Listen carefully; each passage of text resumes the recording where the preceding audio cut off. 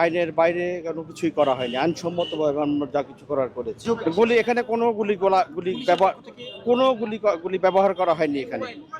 এখানে কোনো গুলি ব্যবহার করা হয়নি। সাংবাদিকদের উপর লাঠিচার্জ করেছে। এই যে সাংবাদিকদের উপর আগে আওয়ামী লীগের আমলেও আমরা দেখেছি যে এভাবে হামলা করতো, এখনো এটা দেখছি। এটার কারণটা কি? মানে পুলিশ ওইখানে শুধু সাংবাদিকই ছিল, অন্য কেউ ছিল না। এই হামলাটা আপনি বললেন যে আসলে তো মবটা তৈরি করছে ওরা। এখানে সাংবাদিকদের উপর লাঠিচার্জ হয়েছে, গুলি করা হয়েছে, আর এরা এখন অস্বীকার করতেছে যে এখানে কোনো গুলি করা হয়নি। তাহলে এরা কত বড় মিথ্যা প্রচার করতেছে আপনারাই দেখুন। এই যে প্রশাসন মারলো, আমাকে প্রশাসন মারলো, বুকের ভিতর হাজির মারলো, আমাকে মারতে দেখছেন আপনারা। ভাই ভাই একটু ধরেন, ভাই ভাই একটু ধরেন, ভাই ভাই ভাই ভাই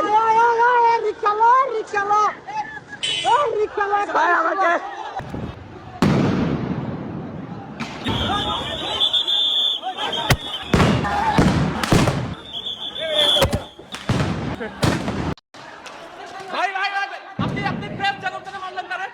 আপনি প্রেস